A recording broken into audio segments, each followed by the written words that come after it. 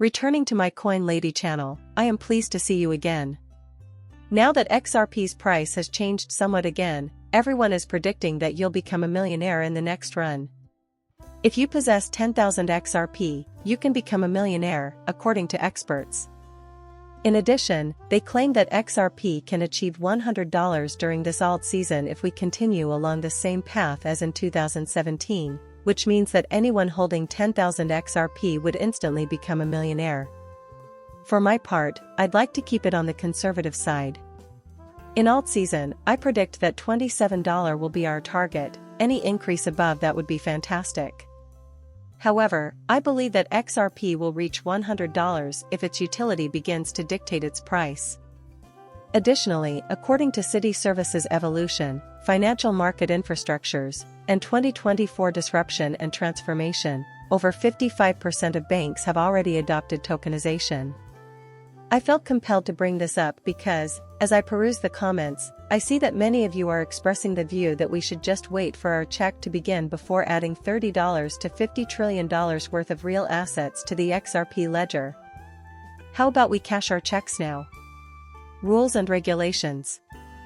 Another trend that will gain significant traction once rules are defined is tokenization. Up until then, it feels like we're stuck in this never-ending cycle of trying to become wealthy. In the wake of a $22 million hack, the investigation services of the Indonesian cryptocurrency exchange Indodax were temporarily halted. Any exchange, at any moment, can experience this, as I've repeatedly warned you. The grocery shop is not a safe place to leave your purchases. Avoid leaving your cryptocurrency holdings at exchanges. It is never safe to make a trade. Additionally, I would like to clarify a couple things regarding wallets, which came up during our conversation on X the other day. To begin, I have not encountered any problems using Zoom, which is presently known as the Zaman wallet. My wallet is a little frosty as well. Along with a ledger, I also possess a respectable wallet.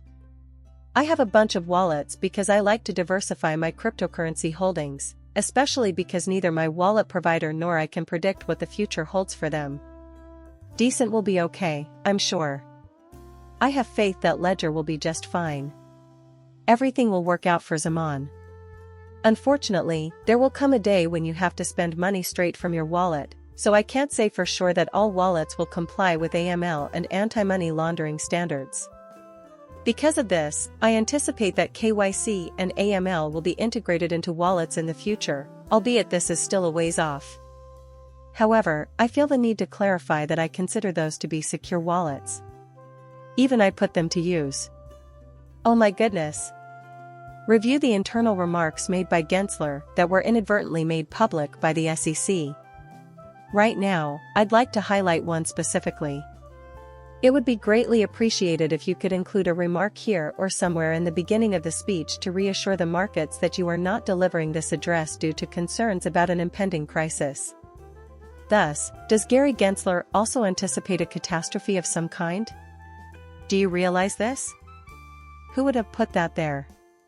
You know, I believe that many people anticipate a significant development in the next few months.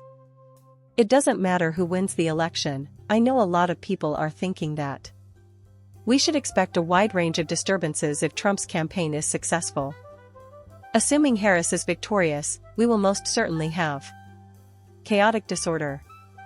In any case, many are bracing for mayhem. I really hope people can learn to get along. Imagine a nation so deeply divided that the most insignificant event can trigger an immediate state of complete anarchy. Perhaps we would be better able to decide our own future if we banded together. Our nation is too fragmented, and as a result, the government has much too much power. Republicans Jim Jordan, Patrick McHenry, and James Comer are among the notable lawmakers looking into allegations of political prejudice in the hiring practices of SEC Chairman Gary Gensler. I can almost feel it happening too. If you're anti-crypto, you probably won't get hired at the SEC, according to Gary. We need to implement a crypto crackdown immediately, since Gary is clearly just interested in serving corrupt politicians and large banks. The people of the United States do not employ him. Now, in the following few points, I will demonstrate how innovation is tearing down barriers to the general adoption of real-time payments at an unprecedented rate. Seems like they're making headway in banking the unbanked, but ultimately, it all comes down to real-time payments, or at least upgrading to them. In the face of hefty expenses associated with replacing their antiquated payment systems, banks confront a formidable obstacle: rails. Furthermore, banks are still hesitant to fully embrace cryptocurrency due to concerns about fraud in newer systems. Regulators are needed to ease these fears. Financial institutions that are worried about the expense and difficulty of establishing real-time payment rails could work together with third-party payment providers to handle the tedious paperwork.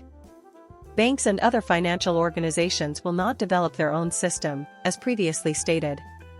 Another roadblock to more rapid payments is that they will hire a third party, similar to Ripple, to handle it.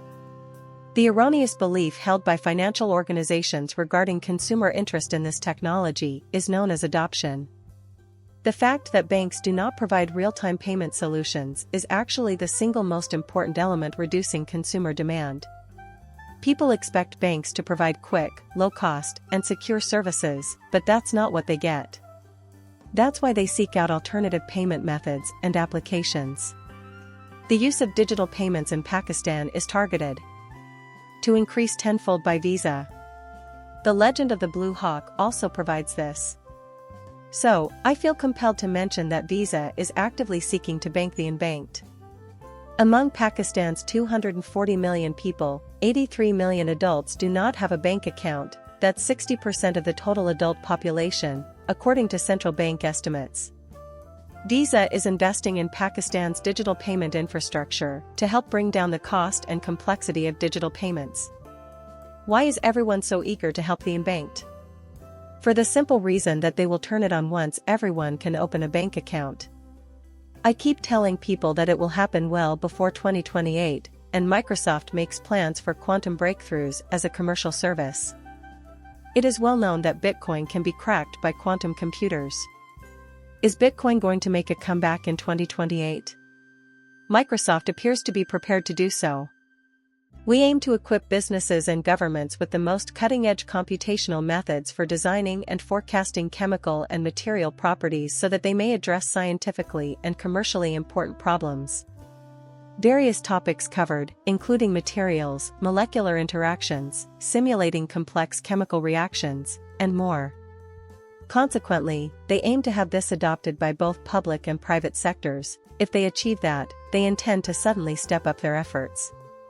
What I mean is that technology is moving at a breakneck pace. And since Microsoft is actively promoting this at the moment, it's highly probable that quantum computing will gain a lot of traction in the next years. I agree with IBM that, given the rate of technological advancement, a desktop quantum computer will be available by 2028. It starts as an announcement and then it becomes ubiquitous. As autonomous vehicles become a reality, you'll see that the car companies are once again promoting blockchain technology, and mass adoption occurs rapidly, surpassing Ford and Toyota's lead. If Toyota and Ford are able to get an advantage over their competitors, this will only gain steam in the future. There will be pressure from rival companies to go in the same way. However, as you can see from this demonstration, this technology is moving at a breakneck pace. Entering the digital age is something we are pursuing with all our might. Humanoid robots were the subject of a recent arts report. After consulting with dozens of Fortune 500 organizations, it was determined that humanoid robots, if they could function on a massive scale, might bring in $24 trillion.